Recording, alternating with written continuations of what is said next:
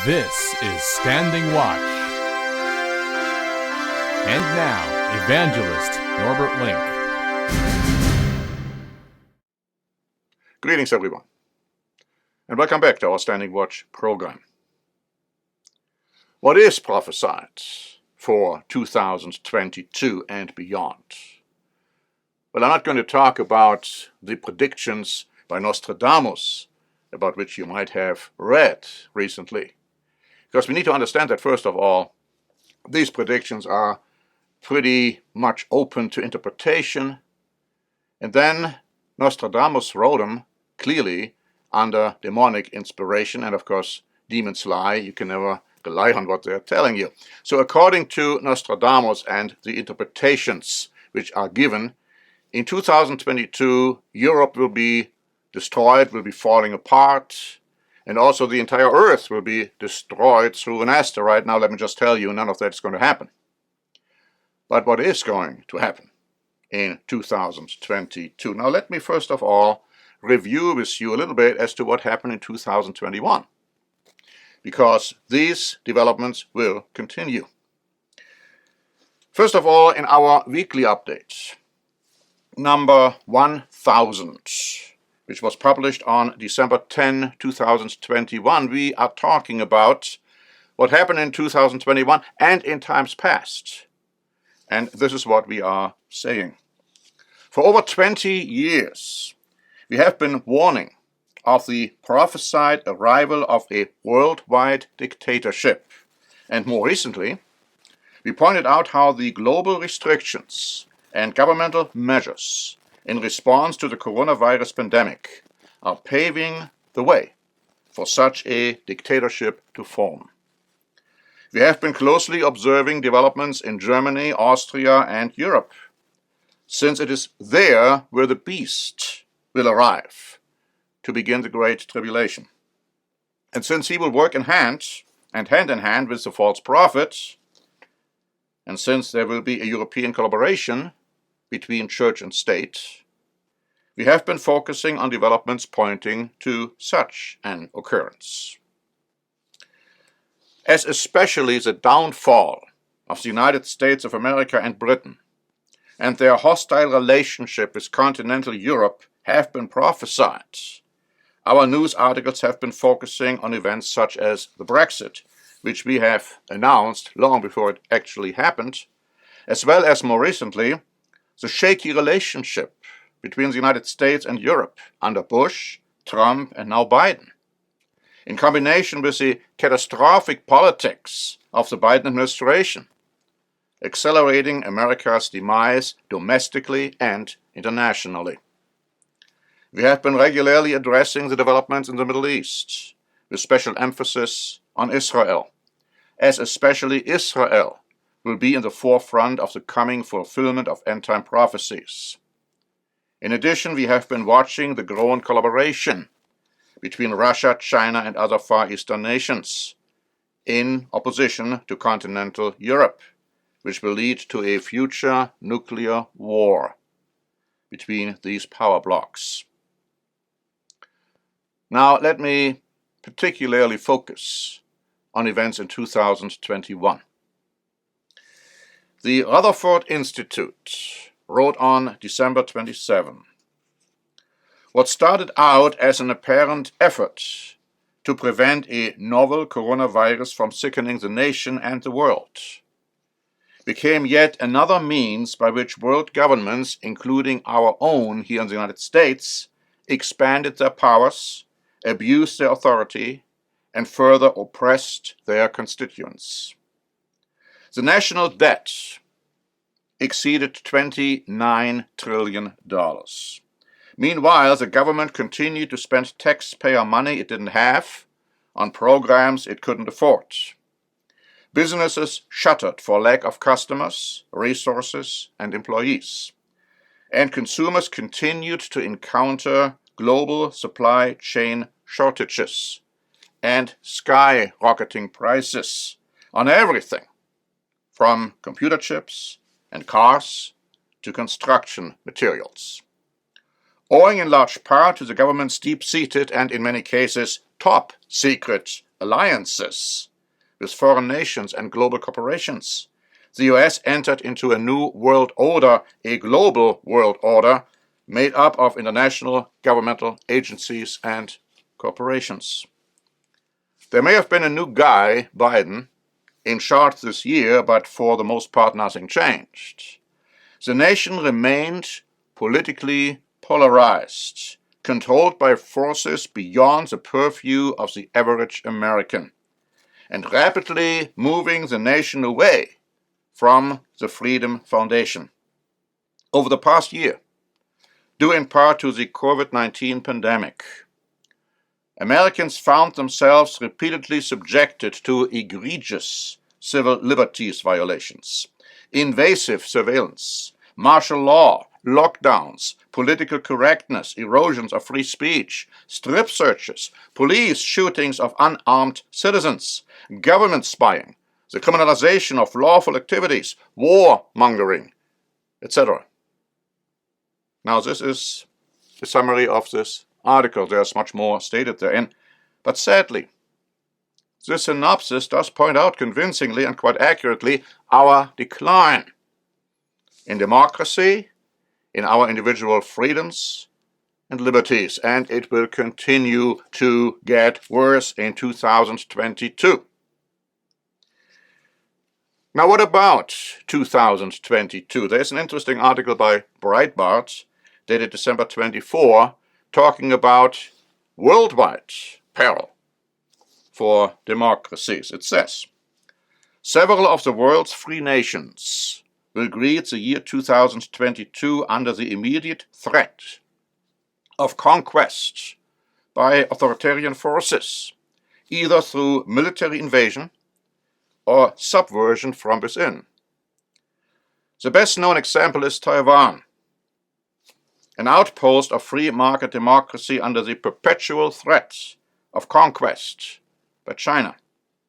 Seizing Taiwan may appeal to Chinese leaders as a bold move that would destroy the credibility of the United States and Europe, frightening other Asian powers into China's orbit because they can no longer rely on Western security guarantees. The death of democracy in Taiwan could threaten its survival in South Korea, Japan, the Philippines, and elsewhere. Also living under the threat of invasion is Ukraine. Ukrainian intelligence believes they could be invaded by the end of January 2022. In South America, there are troubling signs of anti-democratic leftist dictatorships on the rise. Authoritarian powers like China and Iran are increasing their influence in Latin America.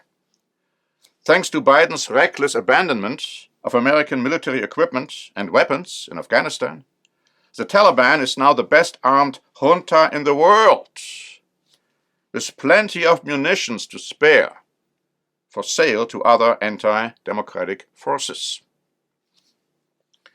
In Myanmar and Sudan, military juntas seized power. Libya is still struggling to hold a nationwide democratic election. 2022 will dawn with democracy in peril. 2021 was a year that saw freedom and autonomy die in Hong Kong. Now, this analysis is sadly very real and very true. The dictatorships will increase. There will be more and more wars and rumors of wars, as well as famines, pestilences, earthquakes in various places, indicating, as Matthew chapter 24 is telling us, the beginning of sorrows. Europeans are no longer willing to rely on NATO and the United States. Arab News reported on December 24. The EU is once again at a crossroads that requires bold decisions. One of the recurring ideas that surfaces among European leaders is the establishment of an independent military force, and that in international affairs it is no longer enough to concentrate on economic and soft power while relying for hard power on NATO. as that organization does not necessarily provide the answers to an increasingly polarized and conflictual international arena. The messy withdrawal of Western forces from Afghanistan in August has sent a clear message to the EU strategists that it is necessary to lead from the front.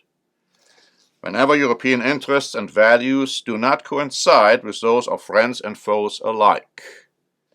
Ursula von der Leyen, the current European Commission President and a former German defense minister, is one high-profile proponent of the idea of an EU military force. It is about recognizing that Europe must itself be prepared to help deal with overseas crises, she said, otherwise it will end up having to deal with such crises on its own soil. Now, ultimately, both will happen. But first, a European army will be established soon at the time when we observe the unification of 10 European core nations or groups of nations, including, in all likelihood, Germany, Austria, Hungary, Poland, France, Italy, Spain, and others. And so The Guardian wrote on December 24, the head of Poland's ruling party and deputy prime minister has said Germany is trying to turn the EU into a federal German Fourth Reich. Now, whatever expressions are being used, Fourth Reich, Nazi regime, whatever, current developments and biblical prophecy show that Germany and a leader of German or Austrian descent will indeed lead a united Europe under 10 nations or groups of nations, and this emerging power bloc will by no means be peaceful, will by no means be a democracy. The paradox is that in all likelihood Poland will be part of that dictatorial beast power as well. The Guardian wrote on December 25 that the UK and the EU set to remain best of enemies. It is quite hard to imagine, they continue, a less favorable context for relations between the UK and Europe to be patched up. And so yes, the relationship between the UK and continental Europe will deteriorate up to a point where there will be military confrontations between these two power blocs. Now, when it comes to Israel, we can expect further military actions between Israel and Syria and Iran, as we have just experienced this week, and of course other Middle Eastern nations, as well as a continuing desire to build the third temple in Jerusalem, combined with animal sacrifices prior to the return of the Messiah. Now, I'd like to conclude with another interesting article, something which sounds really silly and nonsensical, but it's not really that ridiculous upon further analysis.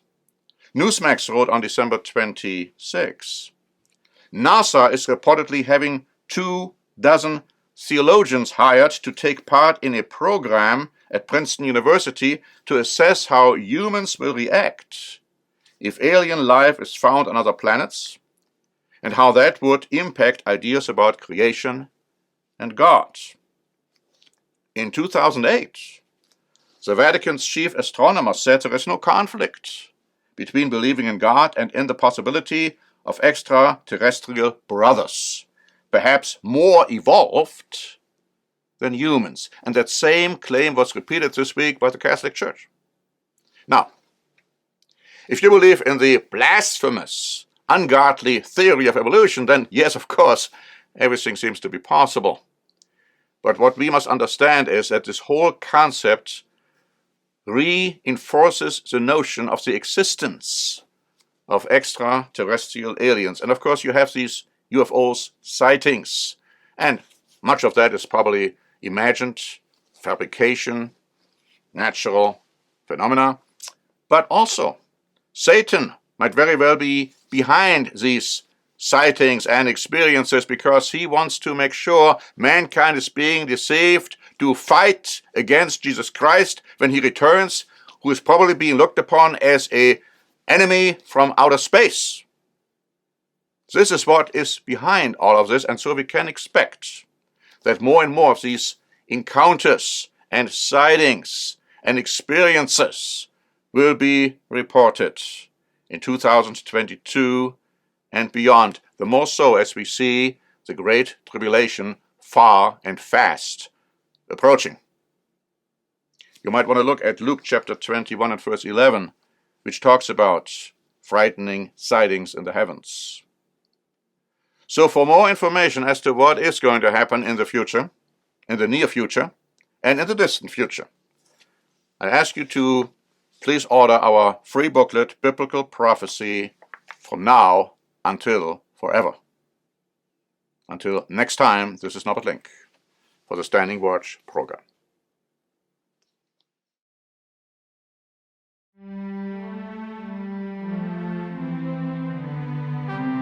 Standing Watch is a presentation by The Church of the Eternal God, P.O. Box 270519, San Diego, California 92198.